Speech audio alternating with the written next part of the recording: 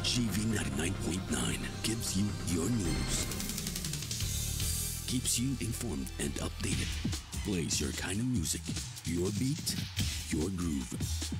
GV 99.9 gives you the good vibes. Your good vibes. GV 99.9, your good vibes. Live mula sa himpilan ng GV 99.9 FM Batangas. Narito na ang mga balitang umingay sa buong linggo. Mga may init na kaganapang hindi mo dapat palampasin. Mga balitang kinalap at binantayan ng buong puwersa ng GV 99.9 FM Batangas. Balitang hitik sa impormasyon dapat mong malaman ngayong umaga. Narito na ang GV News Express. News Express. Ang detalye ng mga balita ihahatid ni DJ Joey Boy. GV News Express.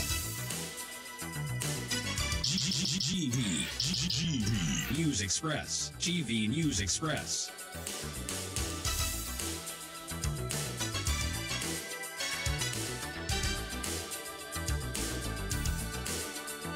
GV News Express.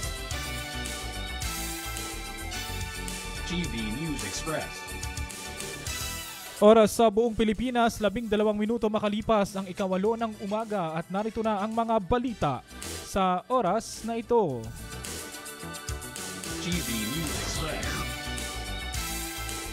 Palasyo, tinawag na haka-haka lamang ang aligasyon ni Representative Zaldico kay President Bongbong Marcos Jr. GV News Express.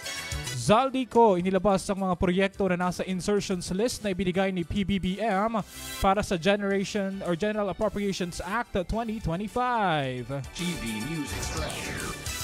Delima hinamon si Ko na umuwi at harapin ang investigasyon. GV News Express. Curly Discaya pinangalanan ng dati at kasalukuyang kongresista, officials na nakatanggap umano ng kickbacks. GV News Express. Senador Marcoleta pinuna ang tila tipid na paglalahad ni Bernardo pagdating sa mga kongresista sa kickback scheme. GV News Express. Kasalukuyan at dating senador opisyal ng DPWH idinawit kontra flood control scandal. Bernardo, emosyonal nang idawit si Bonoan sa katiwalian. GV News Express. Isang construction worker na malakas sumigaw sa panonood ng basketball, patay. GV News Express.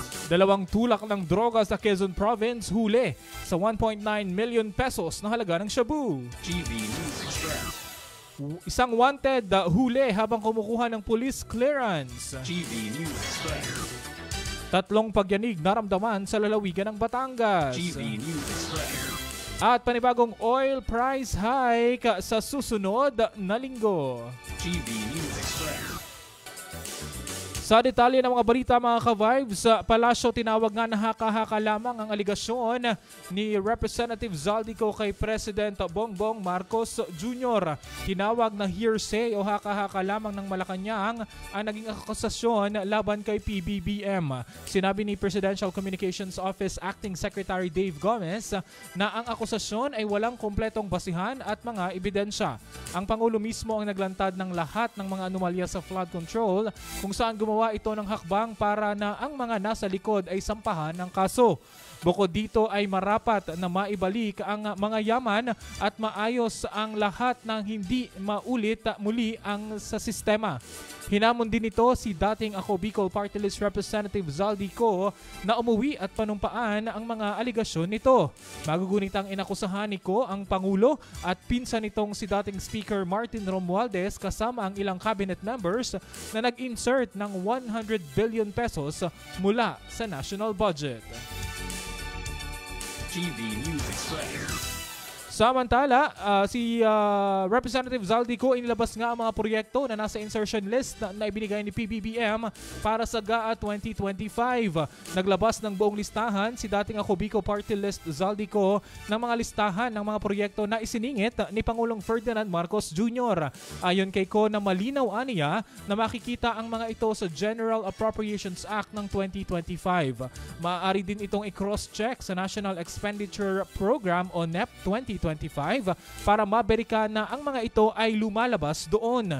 Hinikayat din ito ang mga ahensya ng gobyerno na pag-aralan at suriin ang mga listahan.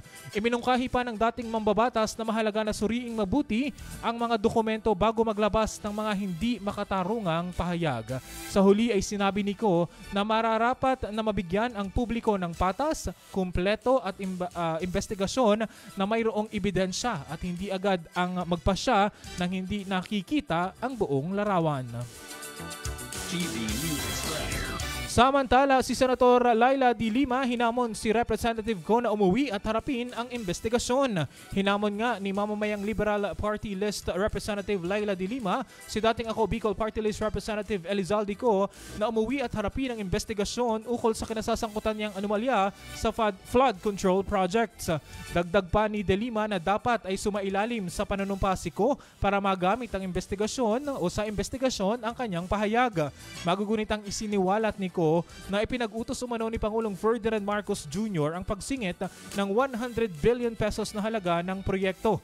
Nasa ibang bansa si Ko matapos na iniimbestigahan ito na may kinalaman sa anomalya sa mga flood control projects sa bansa. TV News Express. Samantala mga ka-vibes, update naman tayo tungkol sa pagbabalik ng Blue Ribbon Committee Senate hearing. Si Curly Discaya ay pinangalanan ang dati at kasalukuyang kongresista at ang mga opisyal sa nakatanggap umano ng kickbacks. Pinangalanan nga ng kontraktor na si Curly Discaya ang 6 na kongresista at 2 pang dating opisyal ng gobyerno na umano'y nakatanggap ng kickbacks mula sa flood control projects na laman ng isa sa kanyang payoff ledger. Kabilang sa mga binanggit ni Curly Discaya sa Blue Ribbon Committee hearing kahapon, Biyernes, Nobyembre 14, ang mga dati at kasalukuyang kongresista na sina Pasig City Representative Roman Romulo, dating Quezon City 4th District Representative Marvin Rillo, Caloocan City 3rd District Representative Dean Asistio, Quezon City 5th District Representative Patrick Vargas, Quezon City 6th District Representative Maria Victoria Copilar at Uswag Ilonggo Party List Representative James Jojo Ang. Kasama din sa pinangalanan sina dating Presidential Assistant for the Visayas Terence Calatrava at dating Department of Public Works and Highways o DPWH Undersecretary Roberto Bernardo.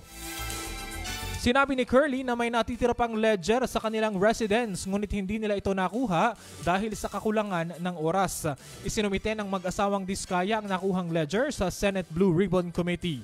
Una rito, pansamantalang pinayagang makalabas ang mag-asawang sina Curly at Sara Diskaya ng Senate Blue Ribbon Committee mula sa pagdinig sa flood control anomaly upang kunin ang mga dokumentong naglalaman umano ng impormasyon sa mga individual na nauugnay sa iskandalo. TV News Express. Samantala, si Senador Marcoleta pinuna ang tila tipid na paglalahad ni Bernardo pagdating sa mga kongresista sa kickback scheme. Pinuna nga ni Senador Dante Marcoleta ang tila tipid ng paglalahad ni dating Department of Public Works and Highways Yusek Roberto Bernardo pagdating sa mga kongresista na umano'y sangkot sa kickback scheme gaya ni dating ako Bicol Party List Representative Zaldico. Sa pagpapatuloy ng pagdinig ng Senate Blue Ribbon Committee sa flood control anomaly kahapon, partikular na inusisa ni Marcoleta ang parte ng isinumiting ikalawang supplemental affidavit ni Bernardo ang napakatipid at sadyang hindi paglalahad ng kanyang nalalaman. Kinwestiyon din ni Marcoleta ang pangingialam ng Department of Justice o DOJ sa proceedings ng komite kung saan nalilimitahan umano ang mga respondent na ihayag ang kanilang katotohanan o ang buong katotohanan. Nilinaw naman ni Prosecutor General Attorney Richard Anthony Fadulion na walang restriksyong ibinigay ang DOJ. Aniya, anumang limitasyon sa mga testimonya ng mga witness na present sa Senate inquiry ay hindi idinikta ng DOJ kundi ng batas. Matatandaan na isa si Bernardo sa nag-apply na maging state witness sa ilalim ng Witness Protection Program at ikinukonsiderang protected witness ng DOJ matapos isiwalat ang umano'y kickbacks sa flood control projects na nagdawit sa ilang public officials kabilang na sina dating Senator Grace Poe at dating DPWH Manuel Bonoan. Sa nakalipas na pagdinig, nauna ng pinangalanan ni Bernardo sina Senador Cheese Escudero at dating Senador Bong Revilla, dating Senador at kasalukuyang Makati City Mayor Nancy Binay na tumanggap umano ng mga kickbacks. TV News Express. Samantala, ilan pang personalidad kabilang ang dati at kasalukuyang senador ang idinawit ng dating opisyal ng Department of Public Works and Highways na sangkot sa umano'y korupsyon sa flood control project sa bansa. Sa sinumpaang salaysay ni dating Department of Public Works and Highways Undersecretary Roberto Bernardo sa investigasyon ng Senate Blue Ribbon Committee, idinawit nito si Senador Mark Villar, dating Senador Grace Poe, Department of Education Secretary at dating Senador Sonny Angara, dating Department of Public Works and Highways Secretary Manuel Bonoan at Undersecretary for Planning Cathy Cabral. Si Mark Villar ay nagsilbing kalihim ng DPWH sa ilalim ng administrasyon ni dating Pangulong Rodrigo Duterte. Ibinunyag ni Bernardo ang umano'y mga internal na mekanismo at komisyon sa pag-aproba ng mga proyekto noong kalihim pa si Villar at Undersecretary for Planning si Cabral. Ayon kay Bernardo, siya ang itinatalaga bilang Assistant Secretary ng ahensya noong 2016 sa ilalim ni Duterte habang pinamumunuan ni Villar ang kagawaran. Sa isang pahayag, sinabi ni Bernardo na si Yusek Cabral ang direktang katuwang noon ni Villar sa paglalaan, paglista at pagbuo ng budget para sa lahat ng infrastructure projects ng DPWH. Ibinunyag ni Bernardo na sa mga proyektong aprobado sa pamamagitan ni Yusek Cabral at Secretary Villar, may umiiral umanong 10% na komisyon. Samantala, mariing itinanggi ni Villar ang mga akusasyong ibinato laban sa kanya at isaan niyang malaking kasinungalingan at walang batayan ang mga paratang. Binanggit din ng senador ang kanyang mahabang track record sa serbisyo publiko mula sa pagiging kinatawan hanggang sa pag-upo bilang kalihim ng DPWH sa ilalim ng nakaraang administrasyon at ngayon bilang senador. Naninindigan siyang malinis ang kanyang pangalan at walang bahid ng anumang panunungkulan. Bukod kay Villar, dawit din sa sinumpaang salaysay sina Angara at Poe na kapwa nagsilbing chairperson ng Senate Committee on Finance na pangunahing tungkulin ng suriin ang panukalang pondo. Dahil nadawit sina Angara at Poe, mariing itinanggi ng dalawa na sangkot sila sa maanumalyang flood control projects. Sabi ni Angara sa looban niya ng 21 taon ng kanyang panunungkulan sa gobyerno, hindi raw siya nasangkot sa korupsyon. Naniniwala naman si Poe na masusing susuriin ng Department of Justice ang mga akusasyong ito at tiniyak niyang buong suporta siya sa mga investigasyon. Dahilan kung bakit siya mismo ang humarap noong una sa investigasyon ng Independent Commission for Infrastructure o ICI. Samantala, matapos na ilahad ni Bernardo sa mga senador na dawit o ang mga senador na dawit sa korupsyon, tila lumambot at naging emosyonal siya habang isinasalaysay niya ang naging papel ni Bonoan sa katiwalian sa pagsisingit ng mga proyekto sa budget at ang hatian sa komisyon sa mga government projects. Maiyak-iyak na sinabi ni Bernardo na mataas ang kanyang pagtingin kay Bonoan dahil naging mentor niya ito at matagal na kaibigan. Aabot aniya sa kabuuang 5 bilyong piso kada taon ang proyektong nahawakan niya kay Bonoan na may 15% commitment at sa komisyong ito ay paghahatian nila kung saan 75% dito ay kay Bonoan. Samantala sa hiwalay na panayam, sinabi ni Lacson na pag-aaralan pa ng komite ang sworn affidavit ni Bernardo sa pagbalangkas ng committee report. Ito ay dahil hindi naman daw direkta ang mga nabanggit na senador ang kausap ni Bernardo at mga staff lamang ng mga ito. Pinayuhan umano ni Lacson si Bernardo na kung magbabanggit ng sangkot ay dapat na mayroon itong kaakibat na dokumento bilang patunay ng kanilang aligasyon. Sa huli, kinumpirma naman ni Lacson na si Bernardo ang tinutukoy niyang important witness sa pagdinig ukol sa maanumalyang flood control project. TV News Express. Samantala mga ka-vibes, abangan sa pagbabalik ng GV News Express ang ating mga balitang lokal. TV News Express.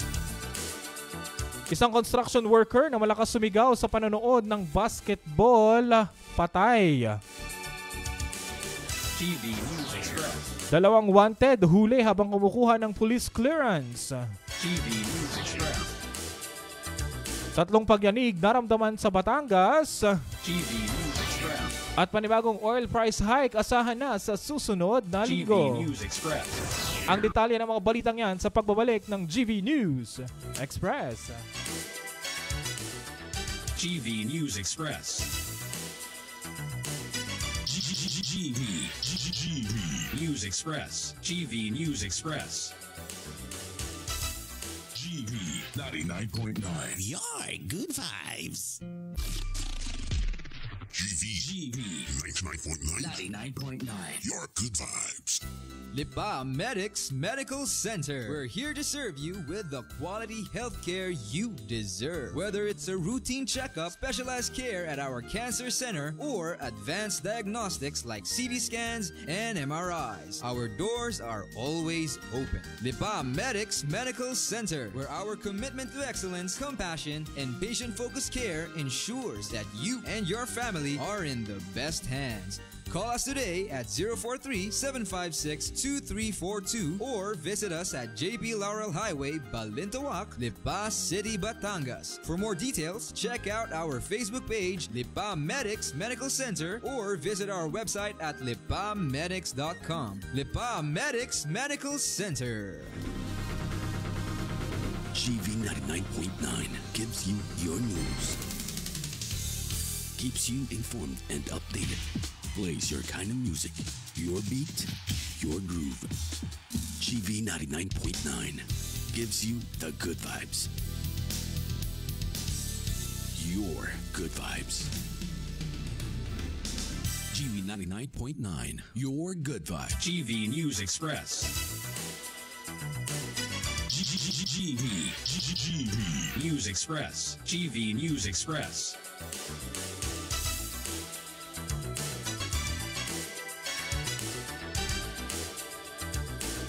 Oras natin, alas 8:36 ng umaga. Ka-vibes, nakatutok pa rin sa GV News Express sa programang Huntahan at Balitaan. Kasama pa rin ang inyong DJ Joey Boy ngayong araw ng Sabado, Nobyembre 15. At para sa pagpapatuloy ng ating balita, dahil sa malakas na pagsigaw sa panonood ng basketball game, patay ang isang construction worker matapos barilin ng lupong tagapamayapa ng Barangay Talabados, Bacoor City, kamakalawa ng gabi.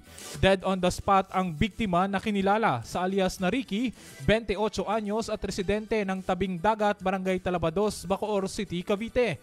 Tumakas naman ang sospek na kinilala sa pangalang o alias na Rico na nasa hustong gulang, lupong tagapamayapa ng Talabados, Bacoor City, at ang isa pang kasabwat nito na si alias RJ. Sa ulat ng pulisya, alas 9 ng gabi nang maganap ang krimen sa Saman Court, Barangay Talabados, Bacoor, Cavite, kung saan nanonood umano ng basketball game ang biktima at sumisigaw ng malakas. Sinita ng sospek ang miyembro ng barangay sinita ng sospek ng miyembro ng barangay Lupon ang biktima hinggil sa lakas ng sigaw nito. Gayunman, sumagot ang biktimang hanggang magkaroon na sila ng mainitang pagtatalo. Dahil sa pagkapikon, bumunot ng maiksing baril ang nasabing miyembro ng barangay Lupon at binaril ang biktima. Duguang bumulagta ang biktima habang mabilis na tumakas ang sospek kasama ang isa pa na kapwa tinutugis ng pulisya. GV News Express. Samantala, sa probinsya ng Quezon, sa kulungan ang bagsak ng 2 tulak ng ipinagbabawal na droga na kapwa kabilang sa talaan ng high-value individual matapos silang malambat sa anti-drug operation at nakumpiskahan ng suspected shabu na nagkakahalaga ng 1.9 million pesos sa kahapon ng umaga sa Purok Matinik, Barangay Malinaw, Ilaya at Timonan, Quezon.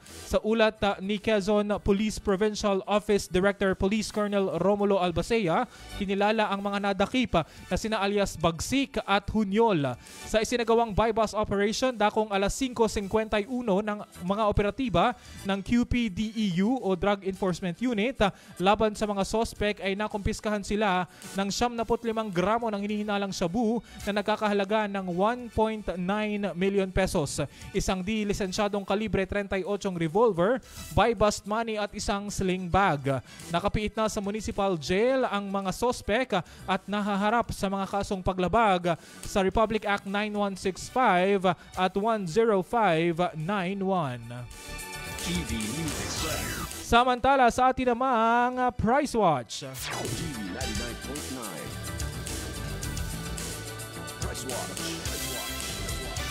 Asahan mga ka-vibes ang panibagong taas presyo ng mga produktong petrolyo sa susunod na linggo.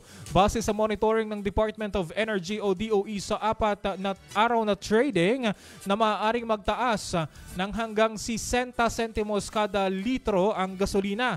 Mayroon namang hanggang 55 sentimos na pagtaas ang kada litro ng diesel, habang ang kerosene ay may pagtaas ng hanggang piso kada litro. Ayon sa Department of Energy, na naapektuhan pa rin ng merkado ang ipinataw na sanksyon ng Estados Unidos sa Russian oil companies. TV News Express.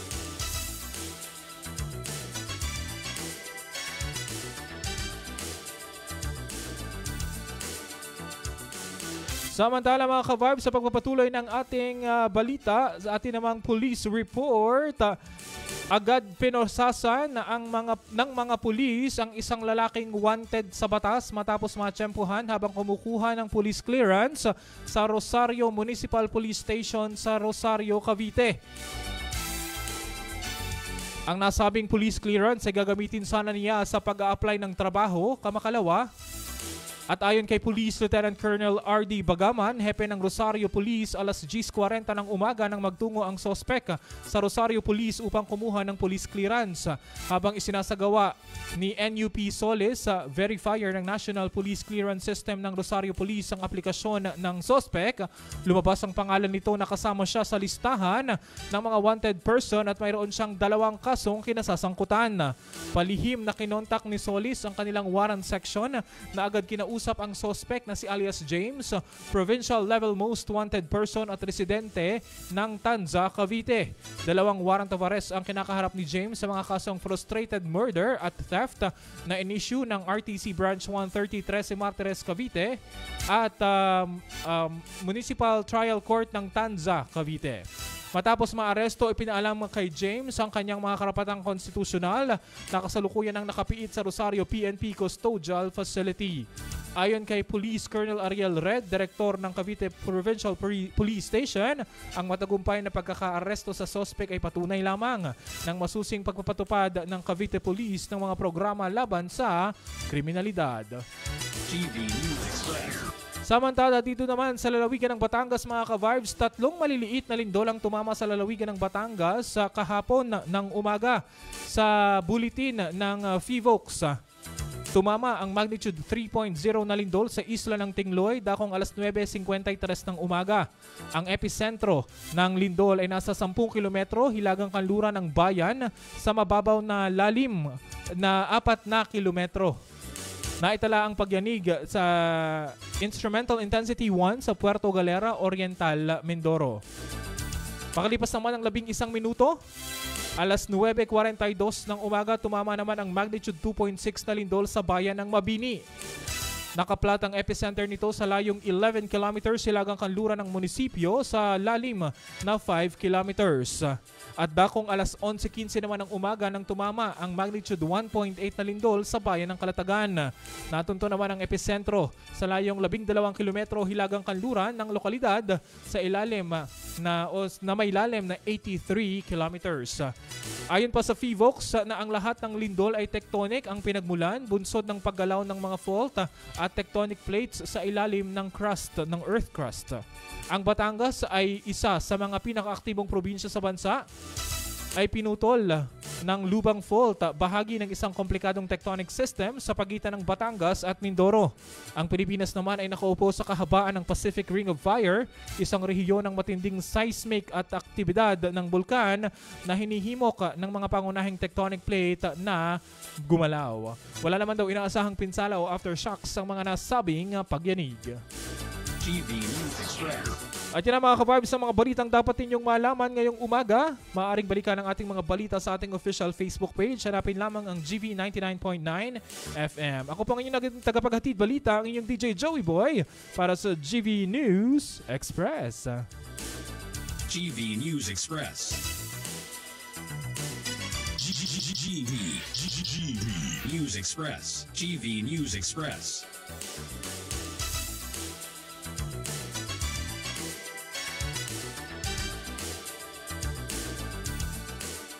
GV 99.9. Your good vibes.